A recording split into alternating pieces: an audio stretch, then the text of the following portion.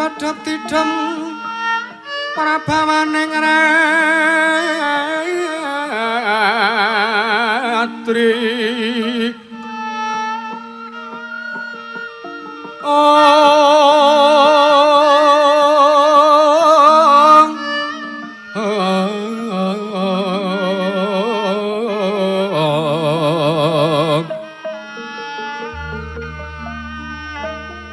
Sasatara wis manjur kawaryan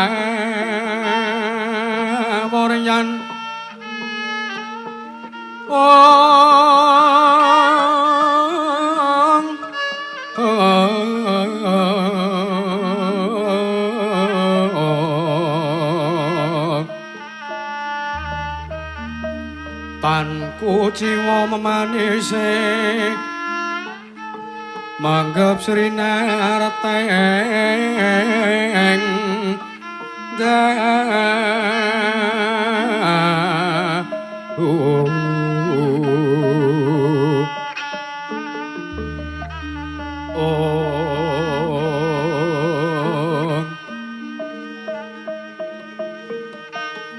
Siniwaka Sangya Pradase Klareng cakra wala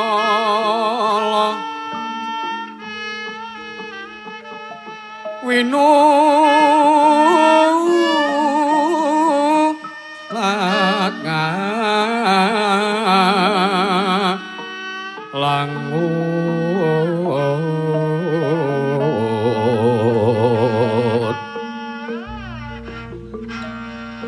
prantene maksake bakan saking keng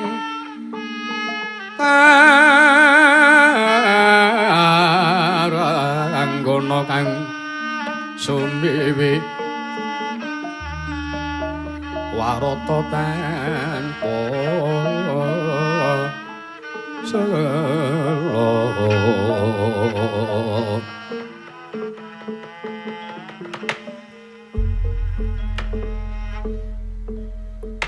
ora mengkuto dhisik Kakang Semar Kakang Nayantaka wonten dawuh Gusti Ayu nimbali kang abdipun Semar wis mantara wektu nggone para kadang Pandhawa ngenteni marang praptane Panakawan Bagong malah sak mengko kepara wis katon sowan Semar nggih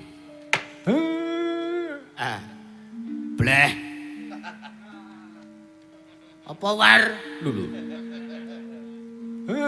sing duwer ki ya kowe sing dobleh ki ya kowe ora ngono karo anak kok nglarake ati ra ngene-ngene kae aku ki anakmu lho pok cepuk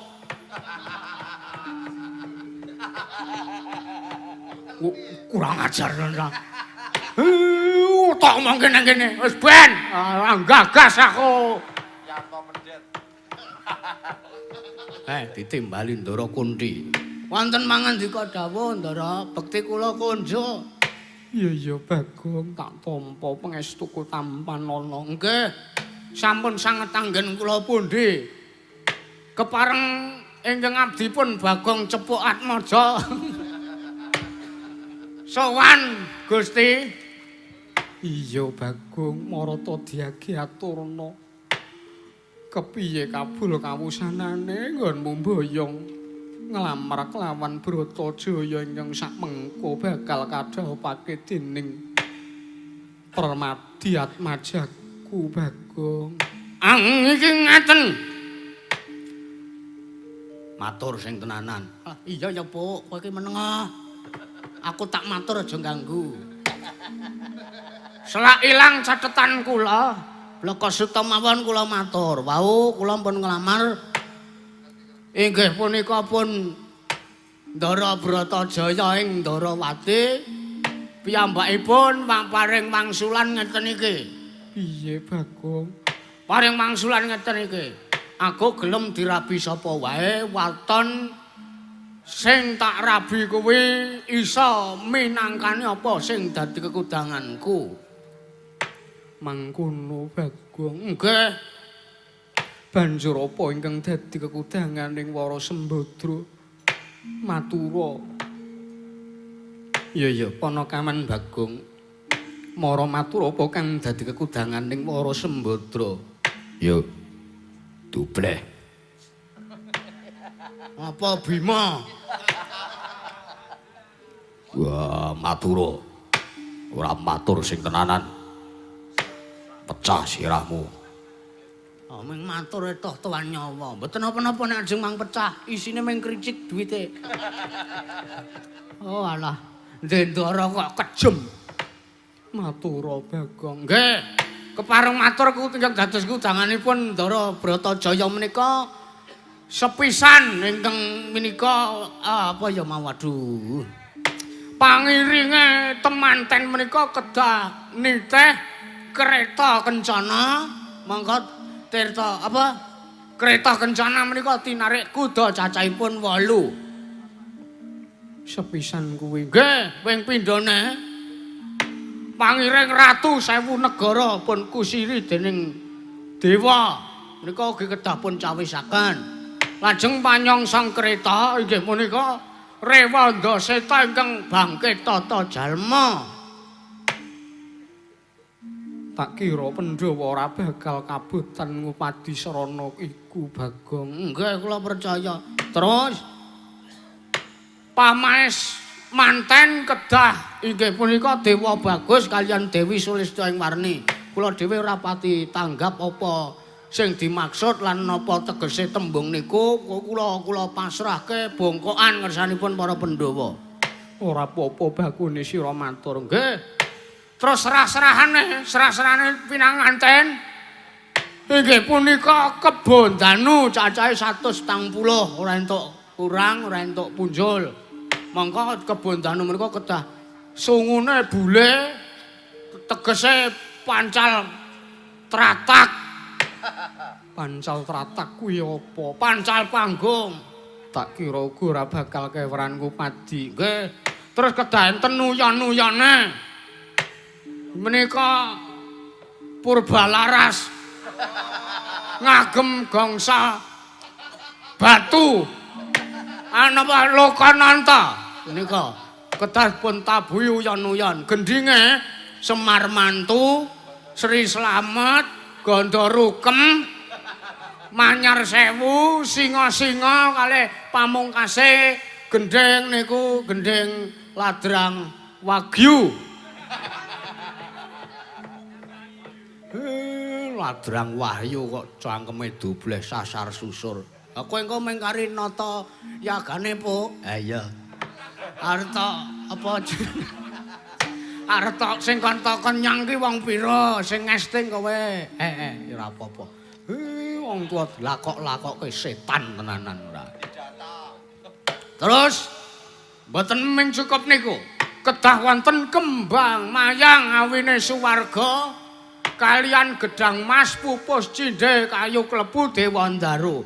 Lajeng kang pungkasan inggih menika kedah wonten tumurunning widodari sekethi kurang sawiji. Mekaten aturipun ing abdipun Bagong pinangka lidah sinambung saking Gusti Ayu Bratajaya. Kakang Semar iki kepiye? Najan to para Pandhawa ora kabotan ngupadi syarat serana nanging mesti uga kudu njaluk iguh pratikele Kakang Nayantaka. Tak maju.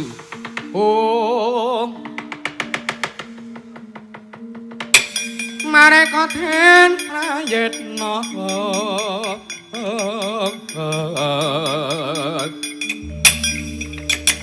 semurire seka balik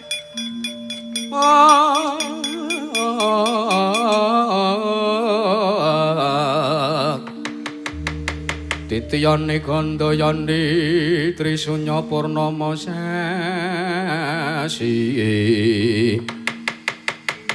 Gilar-gilar semedyaning tengahing latar mileng ana lintang Bima Sakti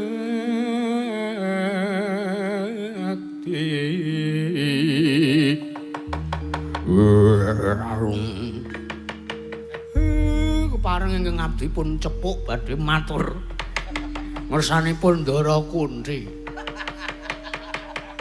Iya.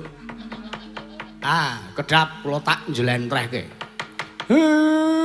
Sakniki adum gawe mawon. Ndara Werkudara. Dipol kakangku apa? Sampeyan manggayuhke Ratu Sewu Negara. Wah, mapane ning endi? Mboten tebih kok niku. Mboten tebih. Antawis kaya jarak saking Jawi Tengah ten Sulawesi. Tegese kuwi adoh kudu nyabrang segara. Kersa mboten. Niki rak nggih kangge kararjane Kang Rayi. Nggih. Mengke nek jenengan mboten pirsa dalane kula tuduhke Ratu Sewu Negara niku teng pundi dununge Ndara Werkudara. Kowe ngerti Bagong? Mboten. Wah. Ora ngerti rasa kemeruh. Nggih. Sagu napa mboten ngupadi Ratu Sewu Negara? Sagu. Malah sisan. Kereta kencana tinarik kuda 8 niku titiyane Prabu Rama. Sakniki sing ngasta, sing nyepeng, sing ngrumat, sing ngopeni niku peranganing Ratu Sewu Negara niku. Banjur ana ngendi papan durunge Ratu Sewu Negara kuwi? Dununge teng Praja Negaring Singgela manggoleki sing jejuluk Prabu Kuntawibisana. Yo, Bagong. Melu aku. Oke, Bim, santai ae.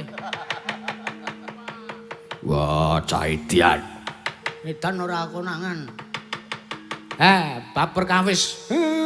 Sing magepokane kalian kayangan sampean mboten usah kuwatir. Kula sing tanggung jawab Ndara Putri. Gonjang ganjing langit kelap-kelap katon. Lir kencang ing alis risang mawe gandrung.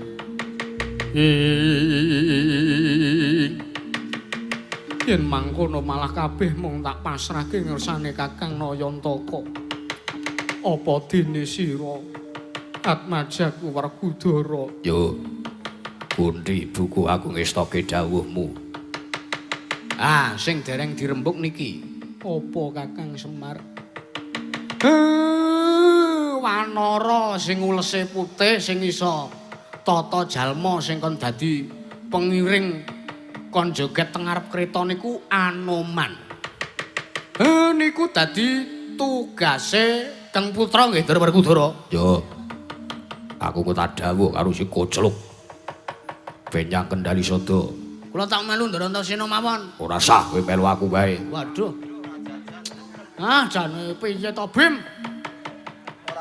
Ora sah grundel. Anak ro sampean ora mampir warung Cilaka tenan mangko wetenge wis ngintir-intir kok.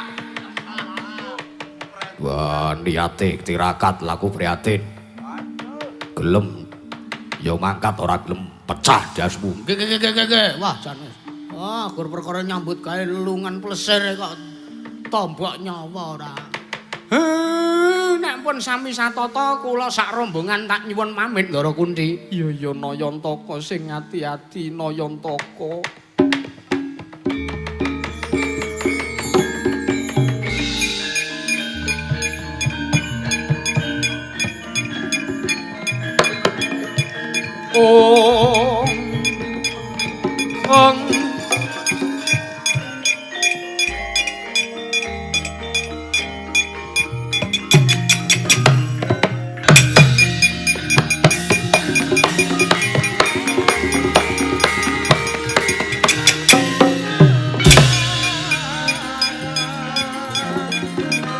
Nyuwun pamit Ndara. Iya Bagong sing apik. Nggih.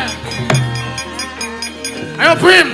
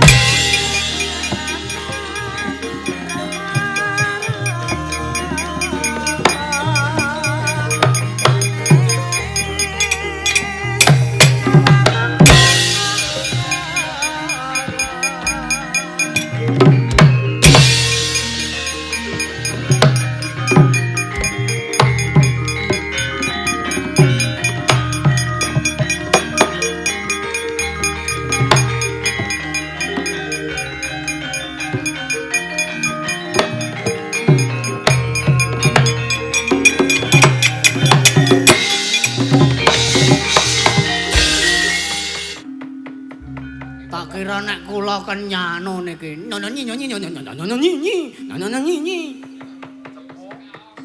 Orane sing akon ora salancang. Nggih. Bleh. Pripun? Kowe ngerti durunge Praja Negara Singgela? Ngertos. Ning nek niki mlaku ora tekan 3 taun, Den. Sebabe apa? Adoh banget niki negara Singgela niku adoh ora kliwat ukur. Kedah nyebrang segara. Wah, aku sagu. Bagune ketemu karo Ratu Sewu Negara. Ah nek ngaten matek aji Bandung Bandawasa ngaten ben cepet. Yo ayo. Tak gendong bleh manuto. Nggih.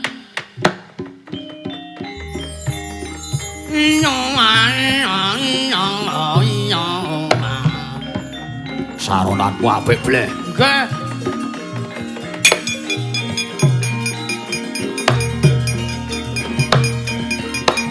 Bebe.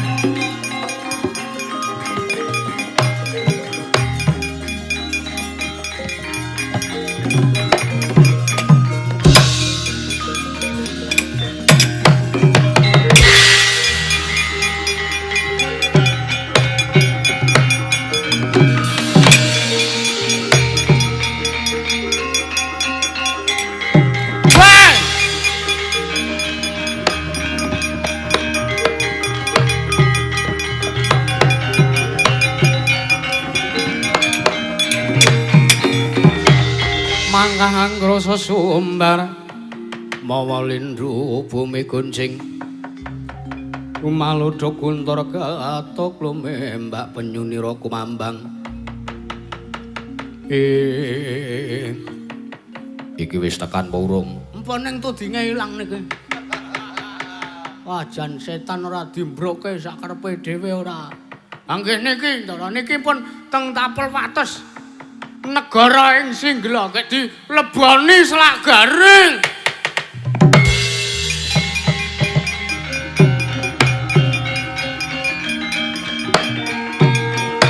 Hei! Wah! Hei!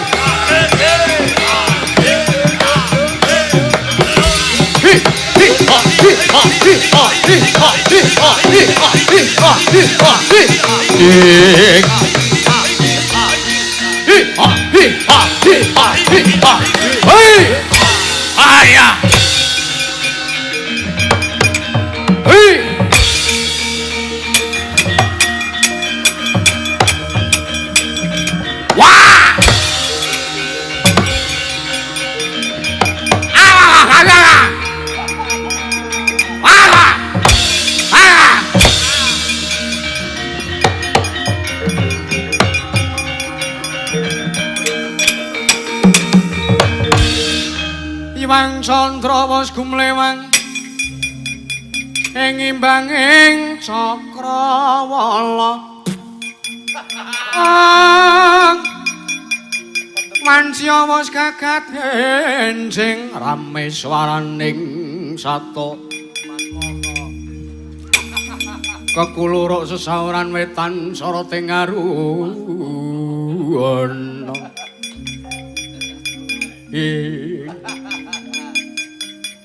Wah. Des malane ngelat. Gelak-gelak bumi panus maning jajalan ora siki. Ana satru gagah pideksa mlebu ning wewengkon Praja Negara ing Singgela. Raden kowe sapa? Iki sapa, Bagong? Akirangan. Walah, bim-bim sampean ditakoki magenti takon kula. Takon karo aku Werkudara. Oh, Raden Werkudara. Panjen kepara nyata. Bali takon kowe sapa? Aku Prabu Mrak Kesimpir. Leledang leram medhi. Sapa kuwi? Menungsa raine kaya nduk pengamun-amun. Nae cepuk, Mas. Sapa? Bagong. Ki bature Ndara Werkudara iki. Sapa mau Prabu Mrak Kesimpir? Yo, dasar kepara nyata. Sing mburi cangkeme mangap iki sapa? Cangkamakawa Bajangan Manang Saratatanan Yaka Praba Bandan Samarat sama Praba Bandan Samarat iki Bondan Sumirat oh Bondan Sumirat ora iso mingkem kok ya apa-apa dadi A dada akabayaban asa satan sing mburi dhewe kok drembambake sapa kae yo surprise motherfucker you takon karo ingsun heeh sapa wae John Wardoyo John Wardoyo ratu kok jeneng anane sapa Bondan Sumirat terus sing ngarep dhewe merak kesimpir sing mburi dhewe ki John Wardoyo kok Mary Jane barang kok jajan Spiderman Batman you duwe kepentingan nopo marang panjenengan ingsun Do you ready to fight with me? The fuck? Get out. Ngomong apa? Get out. Tegese minggat. Prabu Merakesimpir. Piye? Apa kowe perangane Ratu Sewu Negara? Yo, aku minangka patih Nalendra Sewu Negara. Yen kowe patih mesti ana jejer pamimpin. Yo, ana. Sapa? Prabu Kuntawibisana. Wah, aja malangi dalan. Aku kenen ketemu pinanggih kelawan Sang Prabu Kuntawibisana. Wah. Yo.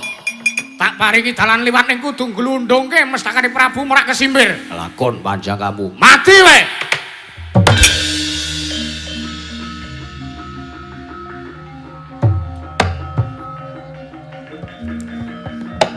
Hei.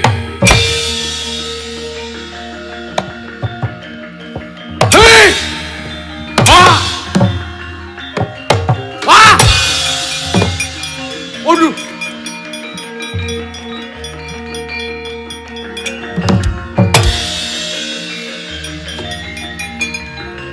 Krisnya.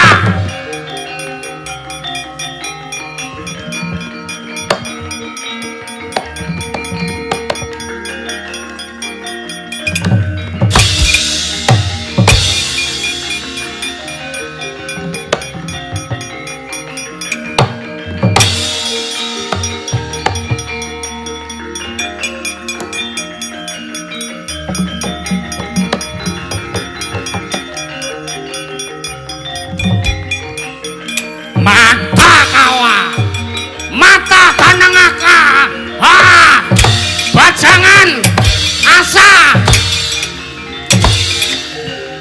Wah.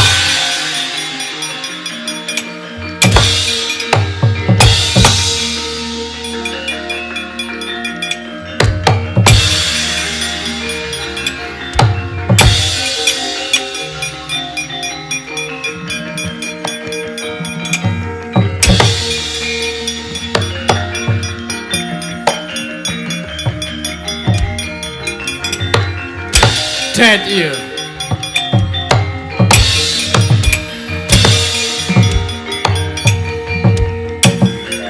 Surprise, motherfucker! Yay!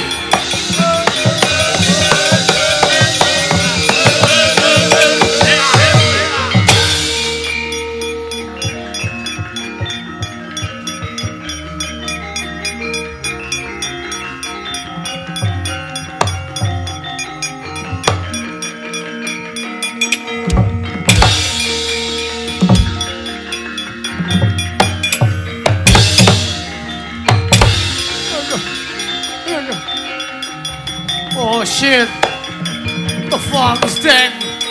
Oh yeah! Oh yes! Oh no! My back! Oh yeah! No! Whoa!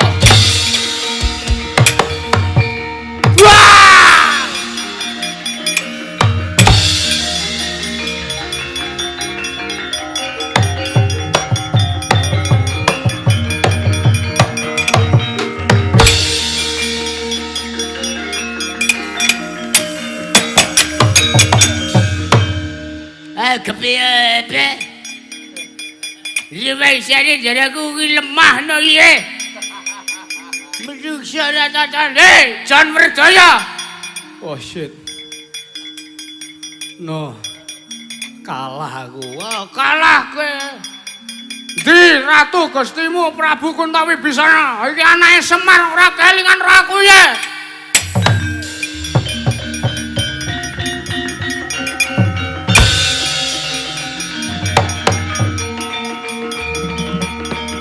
Oe oe.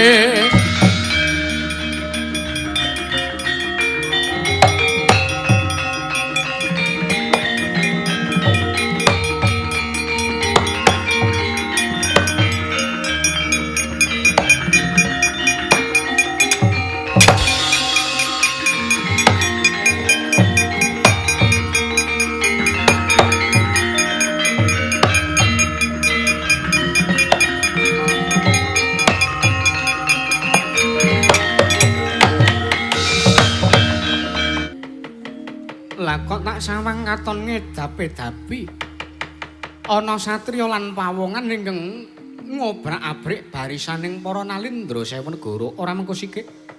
Sira kuwi sapa Kisanak kekalih? Sampeyan lali kali kuliah napa? Lho. Iki sapa? Anake cepuk neh. Den. Mboten kelingan leh kula. Oh alah, saking suwene kaya ora sampean kuwi sapa? Aku Bagong. Bagong ayake nyanca cepuk. Prabu iki Bagonge iku randang dadi to iki. Angel tenan nyuwarake iki. Sapa sampean? Bagong. Bagong. Lah kuwi sapa ing Satria Gagah Pideksa kuwi sapa? Niki ndara kula, Ndara Werkudara. Nggih, Den. Yo. Apa sampeyan kuwi kang jejuluk Prabu Kuntawibisana? Ya pancen aku, Raden. Ya ingsun Nalendra ing Singgela. Ya aku Prabu Kuntawibisana. Ah, ya Allah. Sampeyan mosok blas ora kalingan kalih kula, Den. Ora kowe kuwi sapa? Sejarahe kepiye lah kok dadi kowe muni kaya ngono, Bagong? Wah, jan ngilang-ilangi tenan. Kalingan mboten dukunane nderek Sinun Prabu Rama kalih Kang Ayah. Prabu Gunawan Wibisana. Prabu Gunawan Wibisana sampeyan anake Prabu Kuntawibisana ya Prabu Bisawarna. Gandeng rikala semanten menika ingkang Rama menika pun madheg pendhita mapane mboten teng negara Singgela sampeyan sing dipasrahi negara. Nggih napa mboten? Ya pancen ngono. Ki Lurah Bagong ning aku ora kelingan Bagong kuwi sapa? Alah, anake Semar nah, biyen sak ndereke Prabu Rama. Oh alah, sampeyan to.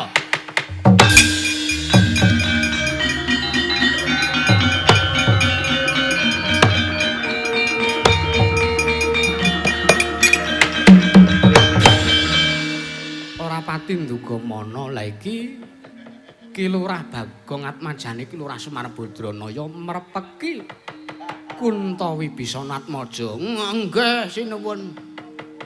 Kalih Ndara Werkudara niki panenggaking Pandhawa. Ya. Raden nuwun sewu. Menapa rawuh panjenengan wonten mriki menika badhe mboyong amboyongi Nalendra Sewu Negari kalian Kreta Kencana. Titianipun Prabu Rama ingkang tinarik kuda 8. Mesti wae mangkono. Merga nampa dawuh piyasa kakekku, aku kinen mboyong Kreta Kencana. Sak ratu sewu negarane. Ih, ngaten. Yo. Nuwun sewu.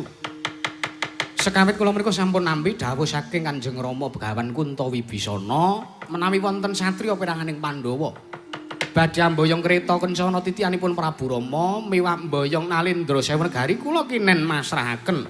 Yo. Yen mangkono bisa apa bakal kabudalake? Malah dinten sak menika ugi Raden.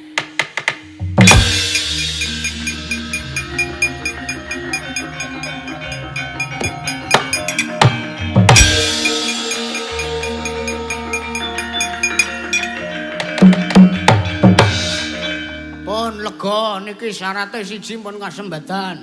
Bagong iya. Nggih. Pun gek nika kae wis do dampyak nika gendang ditutke bendang kelakon Rabine Ndara Permadi.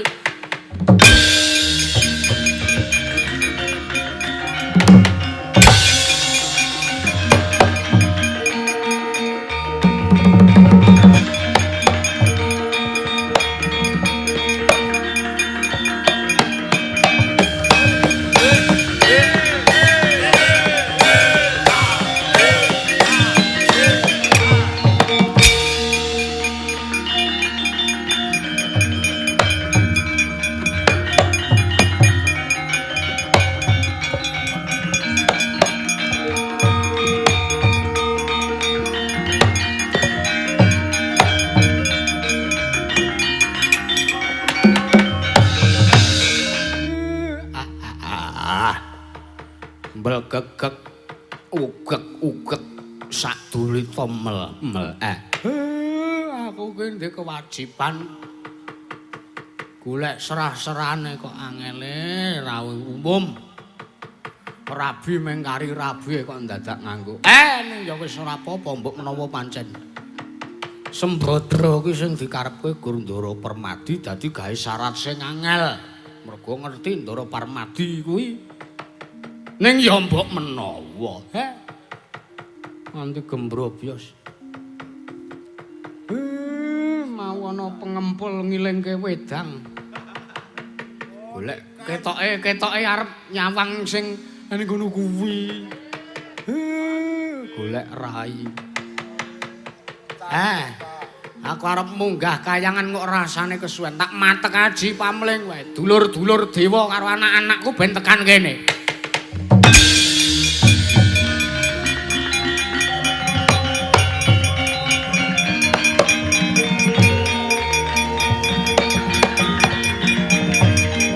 Karadang suruh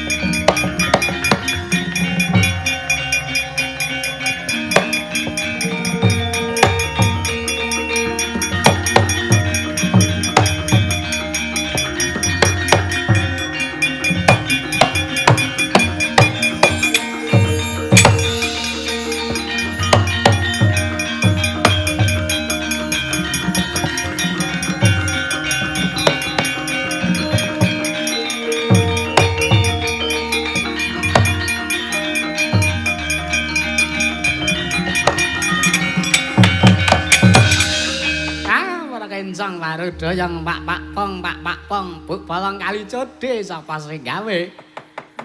Walah Kakang Semar nimbali dhateng praptanipun ingkang aripun Kaneka Putra Kakang. Inggih Kanjeng Rama. Animbali dhateng praptanipun Kang putrapun Kamajaya. Animbali dhateng praptanipun Kang putrapun Kamaratih. Ateng Kamajaya Kamaratih. Adikku Ateng sithik pangudal-udal. Anakku Kamajaya, anak mantuku Kamaratih. Aja do kaget sira tak awe. Tak awe aja kaleru Narada, kula wonten dawuh Kakang. Aku tak nyewa gamelanmu. Pira sewengi pira? Nuwun sewu, gamelan tegesipun menapa? Gangsa Lokanantake tak jaluk tak boyong. Kanggo pepasrening kahanane ndaraku Ndara Permadi sing sak mengko arep dhaup karo Ndara Bratajaya. Ngestaken dawuh Kakang, ngestaken dawuh. Awit perkawis menika ugi sampun dados dahuru wonten ing kayangan menawi ngantos sak mangke mboten pun pinangkani napa kelakon kayangan basa baseh Kakang. Iya. Juang. Kamajaya kula wonten dawuh. Kok sampean ngundang niku juang ora juang gembelengan niku lho saya mengke. Manten lanang lan wedok paesen. Sisandene aku njaluk Tumurune widodari sekethi kurang sawiji. Narada, kula. Gangsa Lokananta komplit sak penabuhe. Ha ngestaken dawuh. Ha nek wis ngerti aja budal.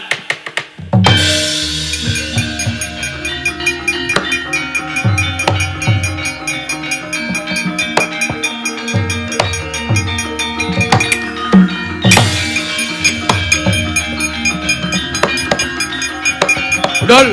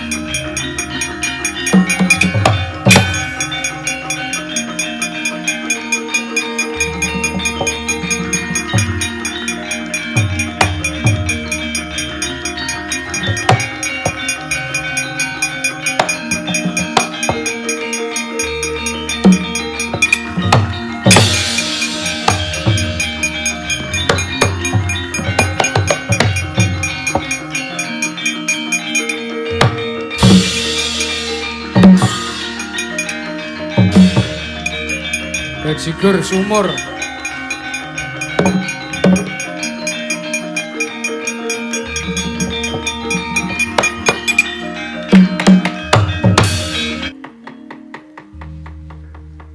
Nuwun sewu. Kagiat setaning manahipun ngabdipun Anoman sareng kula nampi arep rawuhipun praptanipun Anggira Antasena. Oh, Dik. Aja kaget. Aku karo Petruk sing tekan kene. Heeh, Man, nyuk. Walah setan ora. Kowe iki pendhita kok ngarepan pecerabaanmu, ngarep lingguhanmu kok tok gawe sumur ngono. Menika kajengipun menawi idu mboten dadak teng wingking. Oh, kasih idu kuwi ngono. Nggih. Kasih idu kepada Bella. Menengo sik ora antem iki. Nggih, Den, nggih. Aku tak matur apa wigatine sik ora nek arep gojek engko ana nggone dhewe. Nggih nggih. Empan papan kudu tinggu. Lho lah iya. Lah iya.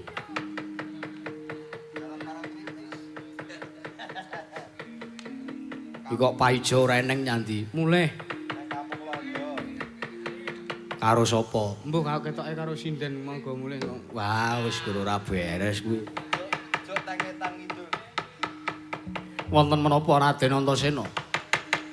Aja kaget ya aku prapta iki sayekti mung ngarep mboyong sampean merga Bibi Wara Sembadra, Bibi Bratajaya lek arep rabi karo mak cilik Permadi kuwi duwe kekudangan.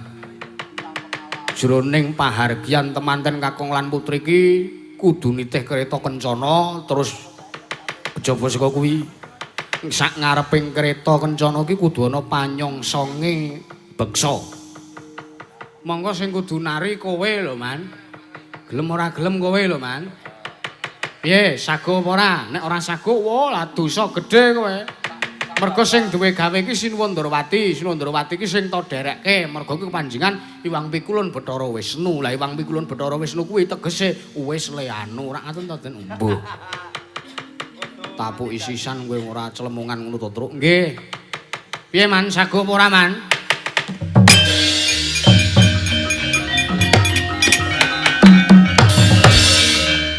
Waduh Raden nyuwun pangapunten. Ngapa ora sang guyu? Mboten ki Lurah.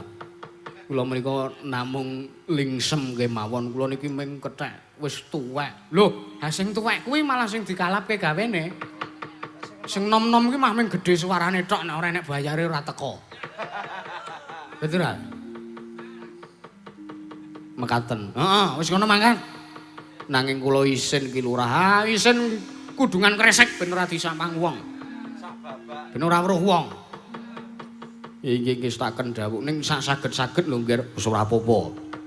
Monggo syarat kok. Engko nek Bibi Wara Sembadra ora ngerti sampean malah ora sida rabi. Nggih, monggo kula dherekke.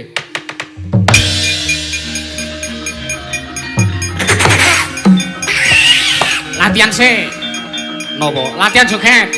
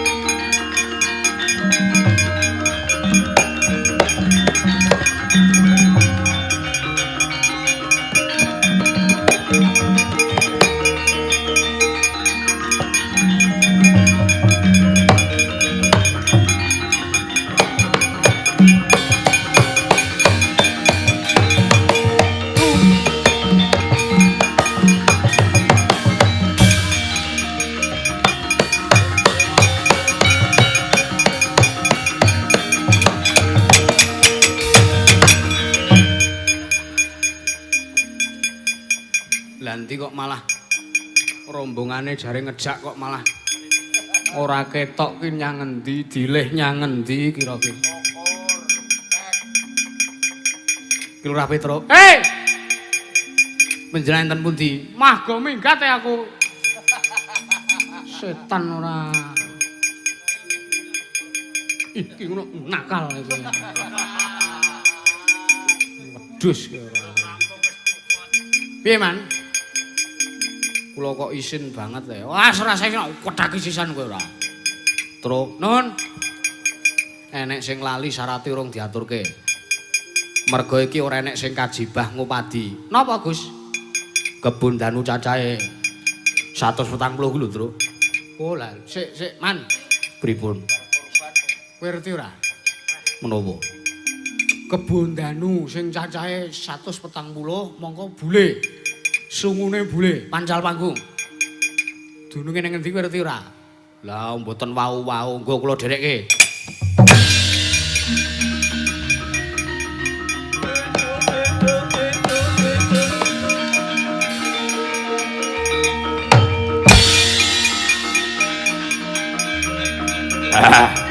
Wah.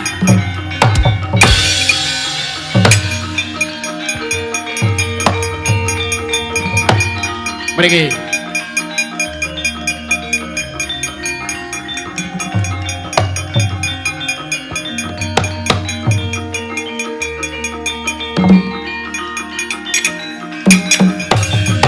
Niki sing ngreksa kebun danu cacahe 140. Sapa iki? Mayang dhewe. Menika pun Dadung Ngawuk. Weh. Sapa-sapa? Sik, sapa? Dadung Ngawuk. Sapa? Dadung ngawur. Dadung ngawuk ki Lurah. Dalange wis iki.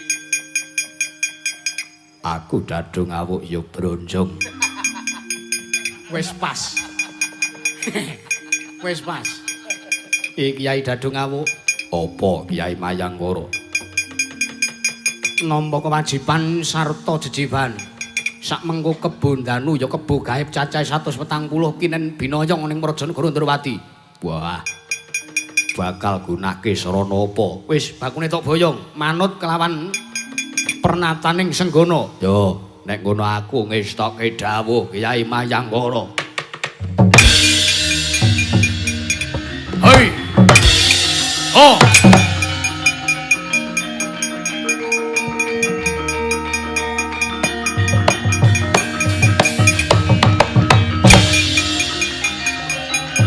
Tak dundang, celik.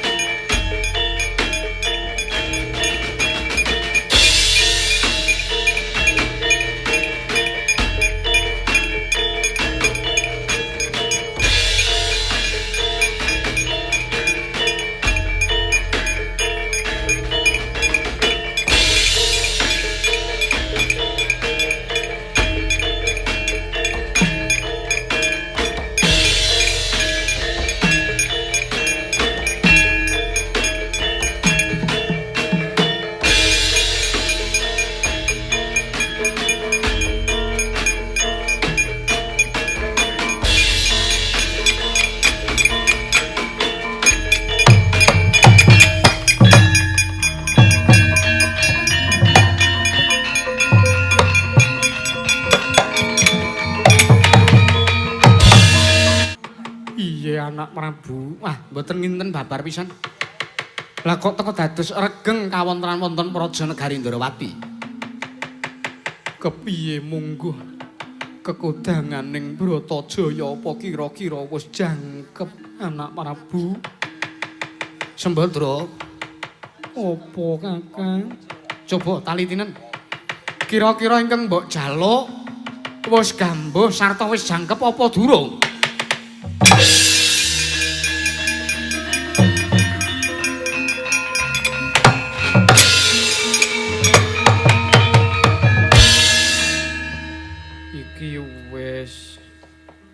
Iki ya wis sik ana sing kurang. Iki ndi kok pamaese? Bagong, kowe napa? Kuwi dewa ora mbok jak remi. Ah, wis wayahe rias to niki. Wis. Ngono-ngono mlebu kono. Aku ki dewa kok. Dewa kowe ya nek Semar to kowe, komandhok. Tak rasa pancen wis jangkep Kakang Prabu.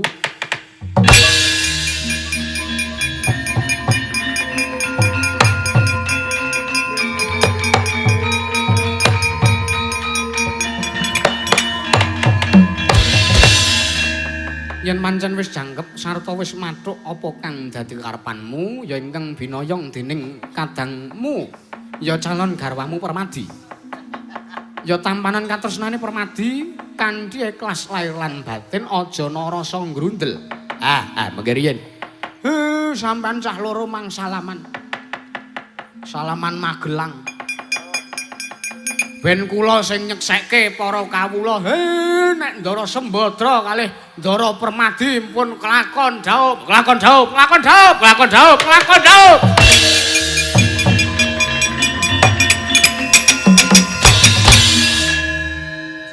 Saksi sah. Ono.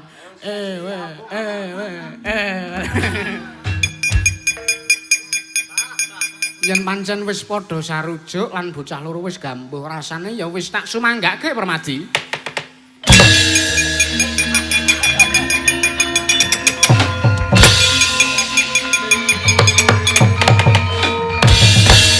Wah, edan, kok aku ki telat piye?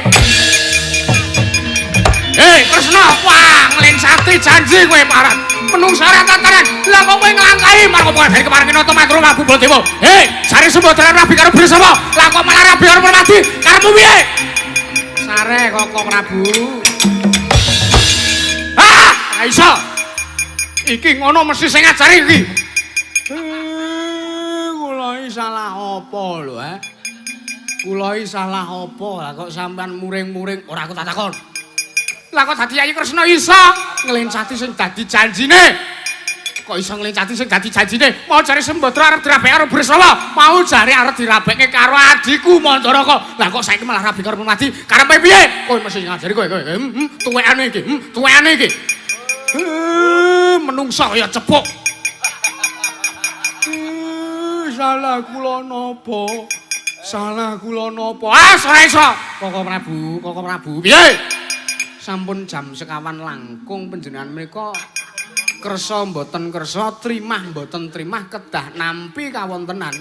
Nyatanipun Sembadra kaliyan Permadi menika sampun sami gambuh rasanipun. Sik. Ngopo iki? Nyumbang 20 entek rendang 3 iris. Setan. Ngono. Nyumbang ora iso Bagong. Ora. Iki pripun madati kanane kaya ngene. Nyawiji ora nyawiji sak karep sampeyan sinuwun Bapak.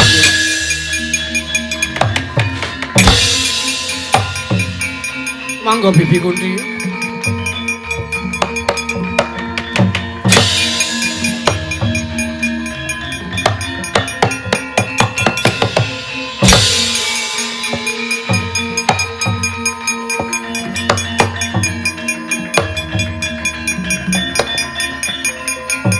Wah! Mana? Mbak Badra!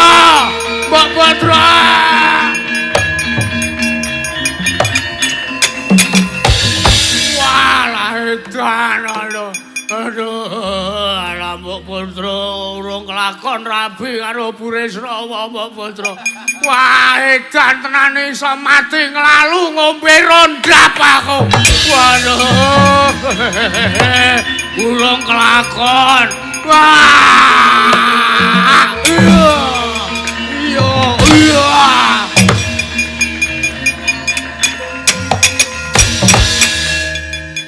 Ora aku kok tok seret-seret iki karemu piye? Oh nyumbang ming 20 he. Ayo mbebarasi catering ora sampean ki ora. Kene 300. Edan kowe nuthuk nata mandura kowe. Kowe nuthuk karo aku kowe. Aku rasa rujuk Permadi rabi karo Bratajaya. Setuju ra setuju wong wis kelakon rabi. Nek Burisrawa Sranta kan ngenteni randane. Anggep ora. Wah. Jane ya tanpa guna aku nglabuhi Burisrawa ki. Ya wis. Burisrawa. Rabi karepmu ora karepmu. Wong karo aku ki tinemu IP kowe kok. Ya wis. Sembadra Permadi. Rahayu nggonmu mangun bebrayan.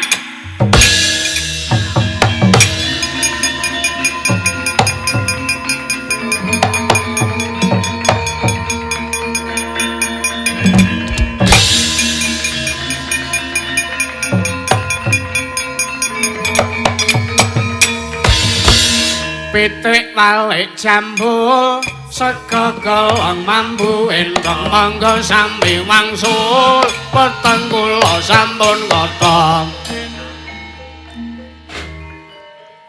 Ora teruske. Mboten teruske wong pun kotong wetenge kok. Pun kasembadan to. Yo ngaturke panuwun Bagong.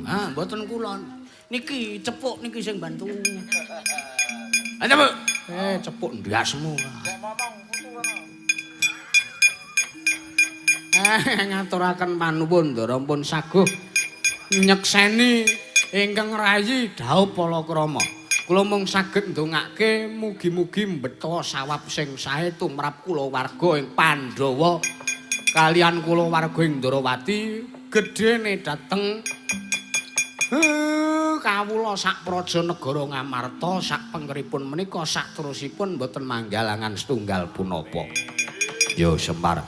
Nyuwun pangapunten sedaya lepat kula, sedaya kirange kula sak koncanggen kula leladi wonten ing laladan mriki.